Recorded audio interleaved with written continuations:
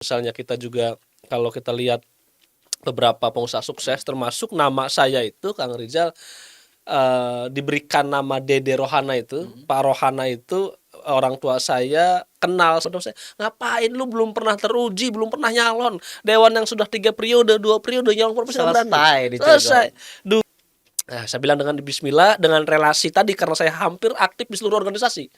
Dan memang partai mengapresiasi saya sampai hari ini juga, khususnya di Cilegon memang karena industrinya industri padat modal, teknologi tinggi high tech.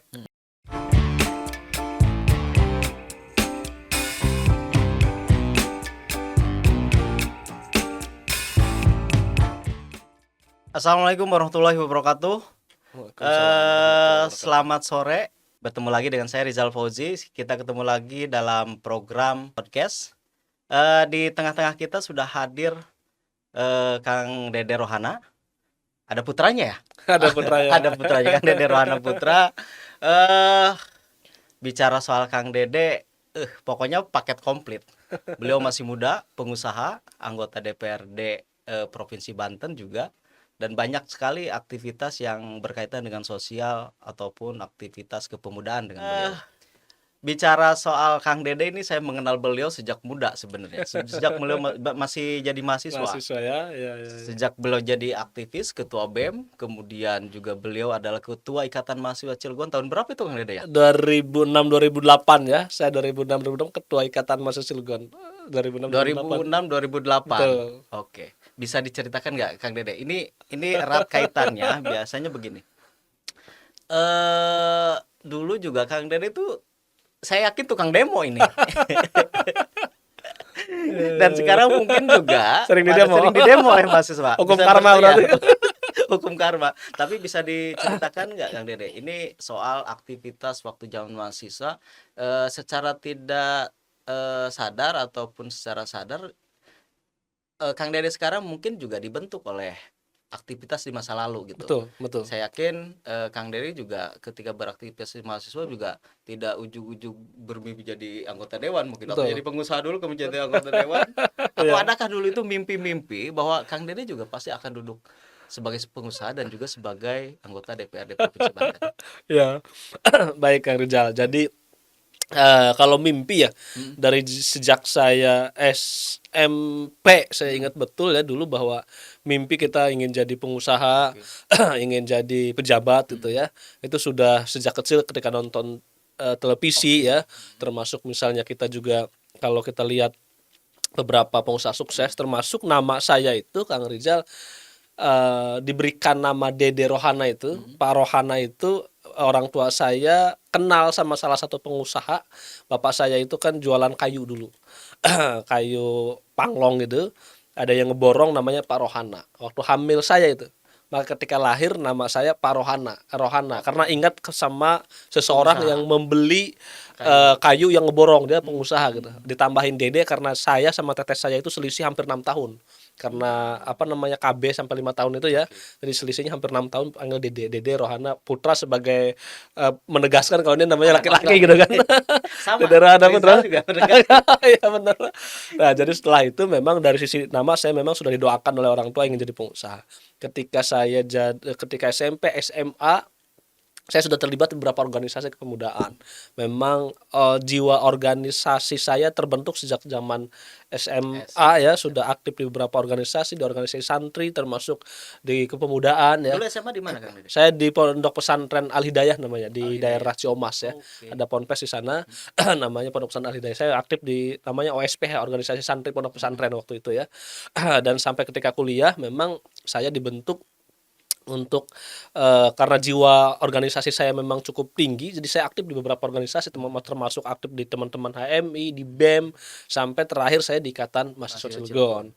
Tapi dari sisi usahanya memang saya dari sejak SMP udah jualan, SMA jualan, kuliah pun saya masih jualan. Saya jualan sepatu, teman-teman yang teman kuliah saya ingat dulu kalau saya bisa sambil jualan sepatu, jualan kaos, sweater, undangan dan lain sebagainya. Nah, ketika setelah jadi DMC memang waktu itu banyak sekali beberapa pilihan, apakah dulu ada yang ngajak suruh jadi PNS, jadi TKK, jadi pengusaha dan lain sebagainya. Dan akhirnya saya waktu itu memilih untuk jadi pengusaha.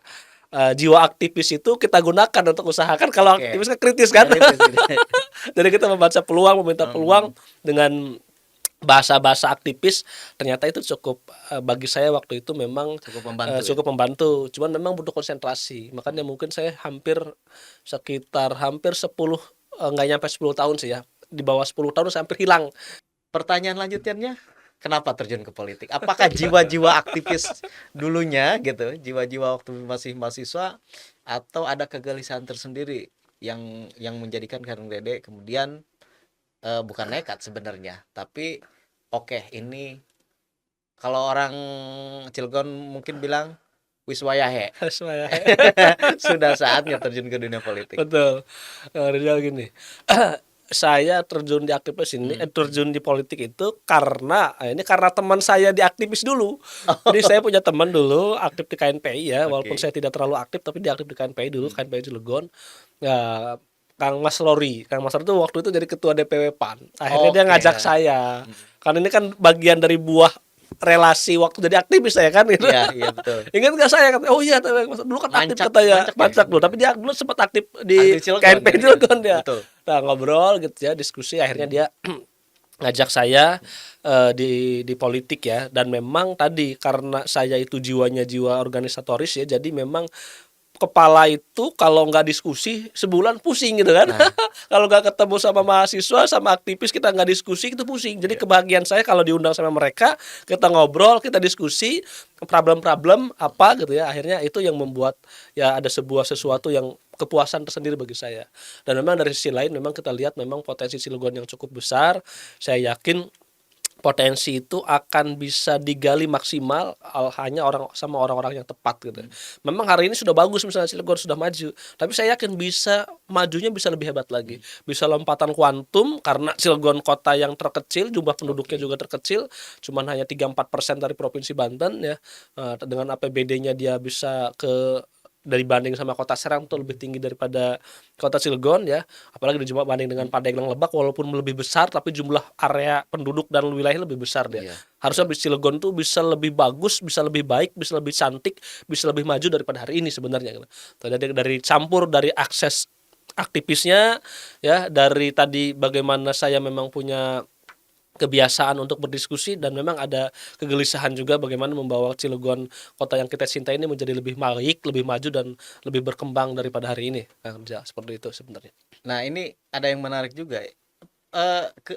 Tidak ke kota dulu ya. Betul. Tapi langsung ke DPRD Provinsi Banten. Betul. Jadi waktu itu yang jadi persoalan ketika langsung mencalonkan diri jadi anggota DPRD Provinsi Banten.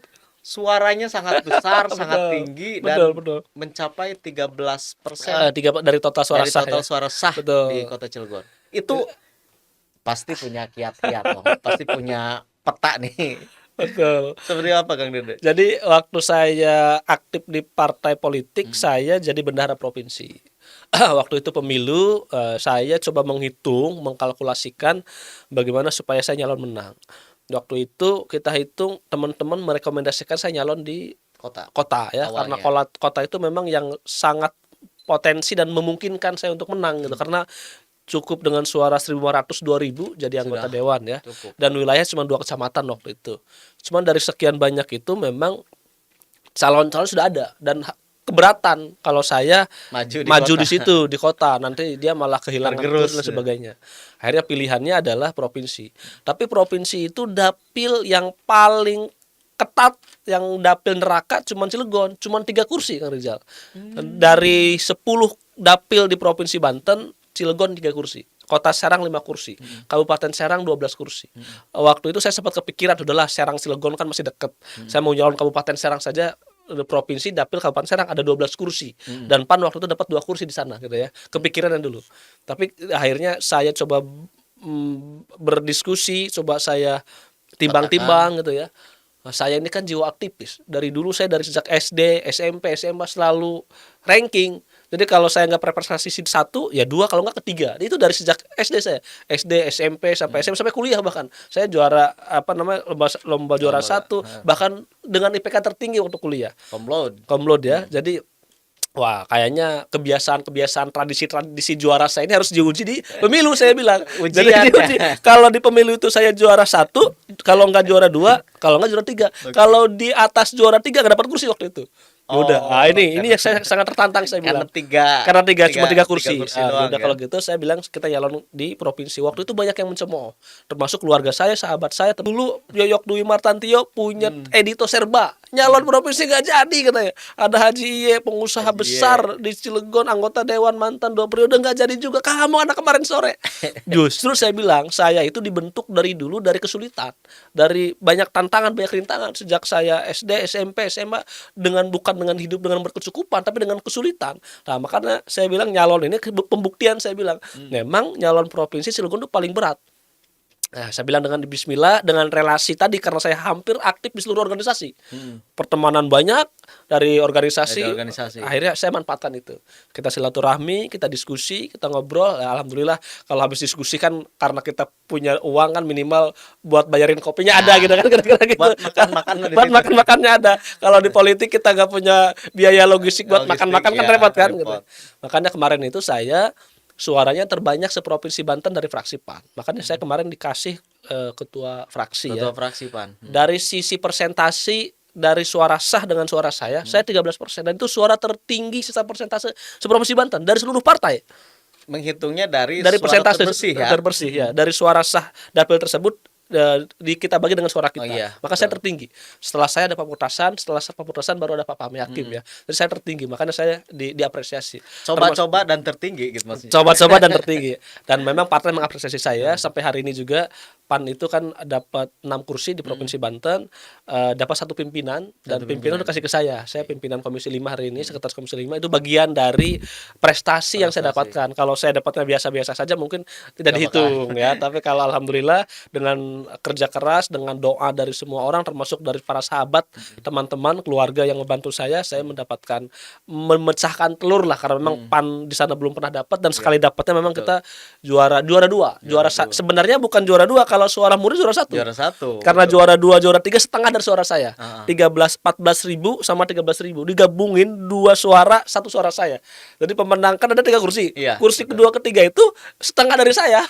Jauh banget. Kalau selisih cuma 1.000 2.000 nggak apa-apa. Ini mah selisihnya 2 kali lipat dari suara mereka. Makanya sebuah kepercayaan ya, sebuah tanggung jawab yang besar saya kira dari masyarakat Cilegon. Maka ini yang menjadi beban buat saya, bagaimana saya harus bisa membuktikan kalau waktu itu masyarakat Cilegon yang memang memilih saya buktikan kita akan berikan yang terbaik ya, pengabdian terbaik buat masyarakat Kota Cilegon. Seperti itu Kang Rizal. Nah, soal tenaga kerja asing ini selalu bergesekan nih, Kang Dede.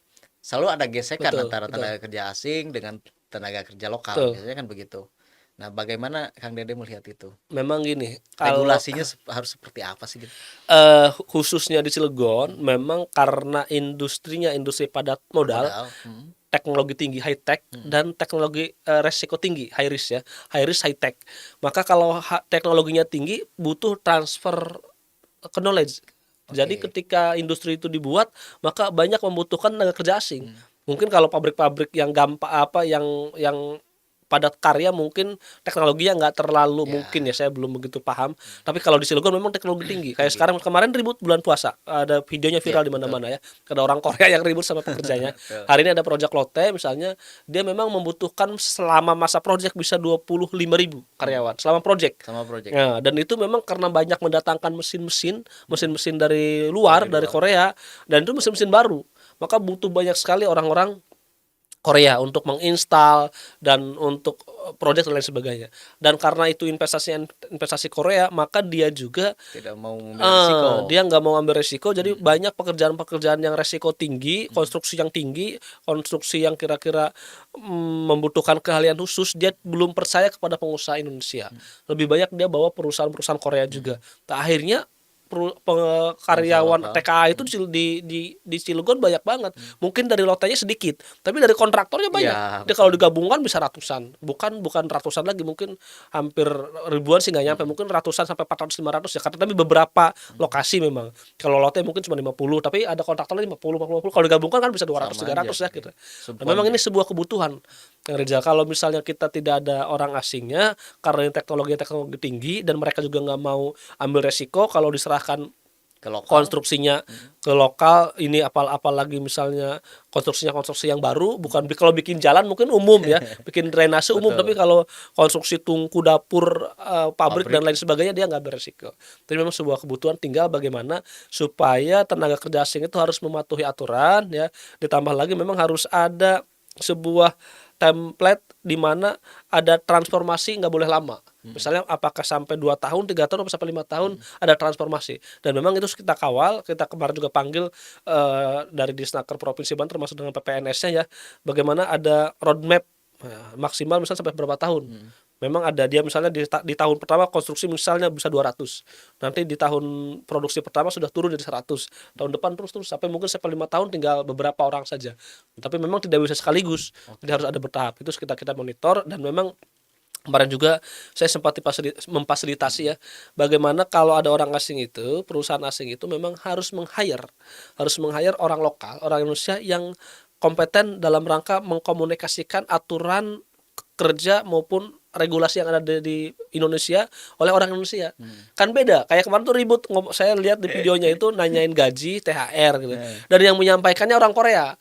Nah, kalau orang Indonesia itu kan kalau yang menyampaikan orang Korea kan tersinggung, apalagi budayanya beda, intonasinya beda. Mungkin bagi dia intonasi ngomong kencang itu biasa, tapi bagi di kita kalau ngomong kencang itu ngajak berantem kan gitu. Ngajak duel. Ngajak duel. Nah, ini jadi masalah, kemarin sempat ribut sampai ke media di mana-mana. Nah, ini memang sudah kita dorong bagaimana supaya perusahaan-perusahaan asing yang ada di, khususnya kontraktor itu ya, yang asing yang ada di Kota Cilegon, bagaimana bisa merekrut HRD atau humas orang Indonesia ya, supaya cara menyampaikan komunikasinya supaya tidak terhambat. Ini sering ditemukan terjadi konflik karena kerjaan ketika yang menyampaikannya orang asing. Dia tidak paham, terus dari sisi bahasa, intonasi dan lain sebagainya juga berbeda dengan kebiasaan kita. Ini yang jadi sumber masalah, akhirnya harus ribut. Nah, ini kita nggak mau terjadi lagi. Justru kalau ini terjadi mencoreng juga kondusivitas di kita ya, di kesannya kita itu arogan dan lain sebagainya, padahal memang ada miskomunikasi saja. Tidak pro investasi. Disangkanya tidak pro investasi, padahal kita memang sangat membutuhkan sekali investasi buat membangun Banten ini, buat membangun Cilegon ini. Cilegon itu setahun kalau dari produk domestik regional bruto PDRB itu 100 triliun belanjanya setahun. APBD cuma 2 triliun. Jadi 98% digerakkan oleh ekonomi swasta, hanya 2% yang digerakkan oleh belanja pemerintah. Mungkin kalau digabungkan sama belanja pemerintah provinsi sama pusat, mungkin sekitar 5-10%. 90% sama swasta. Kalau nggak ada swasta gelap. Kalau nggak ada swasta nggak bakal ada mall. Kalau nggak ada nggak ada swasta nggak bakal ada jalan lingkar selatan, nggak bakal ada jalan tol gitu kan. Seperti itu. Ini menarik Sobat Ekbis Banten. Terima kasih. Baik, terima kasih Kang Dede. Intinya sih bahwa kesuksesan itu milik semua orang. Betul. Tidak peduli siapa keluarganya, siapa orang tuanya dan lain-lain. Siapa yang bersungguh-sungguh pasti bisa mencapai apa yang diinginkan. Begitu kan Dede? Bener, mantap. Oke, terima kasih sekali lagi Kang Dede.